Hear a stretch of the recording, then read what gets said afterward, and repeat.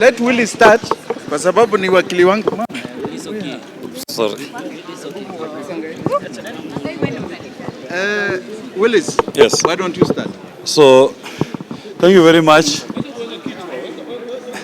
Thank you very much for coming and honoring our invitation.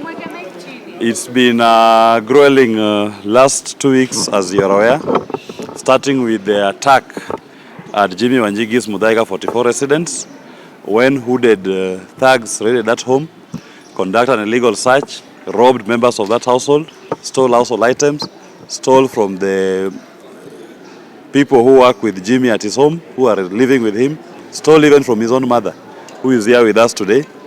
The culmination of all that was to plant grenades in the home. And yesterday, despite the existence of court orders stopping the arrest or detention of Mr. Jimmy Wanjigi, we saw a high-handed act by DCI, Nairobi Regional Office, together with some officers from the head office, ignore that high court order to illegally arrest Mr. Jimmy Wanjigi, and they took him to Kamukunji police station, where they kept him overnight. They thought that that was going to be punishment for Mr. Wanjigi. What they do not know, Kamukunji is home. The late Maina Wanjigi was the second member of parliament for Kamukunji constituency. If they thought they would break my client's spirit, he is stronger than he was even when he went in there. All that they did was just to demonstrate to all Kenyans their disregard for the rule of law. As I told the officers yesterday, when you are ignoring court orders, when you are ignoring judicial processes, where do you think you will take Mr. Wanjigi ultimately? It all ends up in court. They brought him to court today. After all that high drama, it ended up in court today, and Mr. Wanjigi was invited, together with his aide, Mr. Kibe, to take a plea on trumped-up charges. Trumped-up charges relating to grenades, which we don't know who came up with. We know it came from the police, and the police who planted them. They are trying to fix it, that Mr. Wanjigi had grenades in his home. The second charge they were raising in respect to firearms, that he has firearms without a firearms certificate. The High Court of Kenya had reinstated Mr. Wanjigi's firearms certificate and had ordered the Firearms Licensing Board to obey that order and reinstate that certificate and honor it. They have refused, and they are purporting to have revoked it afresh. The High Court also had equally ordered DCI and DPP and IG to return Mr. Wanjigi's lawfully licensed firearms, which court order, I was reminding the court today, DCI Kinoti refused to honor. That is why he has a sentence hanging over his neck today, 4 months imprisonment. He is begging for his life, he is begging for his liberty, that which he denied Mr. Wanjigi when he was in office. Those firearms were returned by Mr. Min. We don't know how again the same DCI turns around to want to charge Mr. Wanjigi for being in possession of illegal firearms. Were issued to him after a protracted court battle that led to the conviction of George Kinoti, who is now crying wherever he is for freedom. He thought he was denying Wanjigi's freedom. He is the one now crying for his freedom. Wanjigi is here, free like a bird. Even these officers being misused. Your time will come.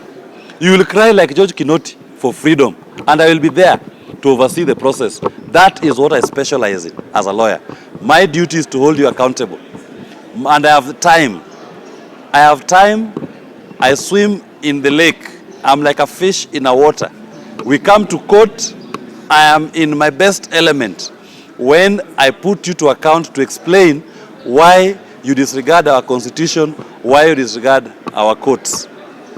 Those officers who are being misused, please, take your time and understand our constitution. Understand the times we are in. Do not allow yourself to be misused to pursue political scores. As I told William Ruto yesterday, Jimmy is here. If you want a political battle with him, don't involve innocent police officers. Take on him head on. Let's have a debate. Debate him on the issues that he's been educating Kenyans on. The issue of economy, the issue of debt, the issue of how you are taking odious debt in the name of the people of Kenya, the issue of how our youths are unemployed, how our people are hopeless, how you've led to a collapse of our healthcare system. Those are the things that Jimmy Wanjigi will wish to debate with you, and Kenyans will make their decision. Who has that decision will not be made in the courtrooms. You are wasting our time and wasting everybody's time by when you keep invading Jimmy's home and you keep dragging him. Deal with him as you are equal. Leave the innocents. If you fear him, then say so. If you don't fear him, debate him on the issue. We are happy that the court has seen it fit and has listened to our application to defer the plea taking, and a ruling on that will be made on the 12th of September. But in the meantime, we have also initiated contempt of court proceedings against the Acting Inspector General of Police, DCI Amin, and Mr. Michael Sang, the one who effected an illegal arrest on Mr. Wanjigi yesterday at DCI Nairobi area. We do hope that we'll get those directions for those three officers to appear in court and explain why they deemed it fit to ignore the orders of the Honorable Court.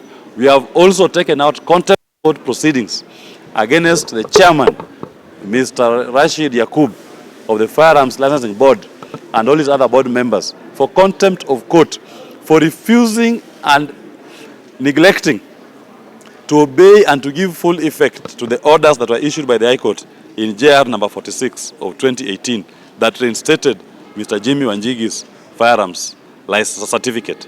Thank you very much for coming. Asante sana.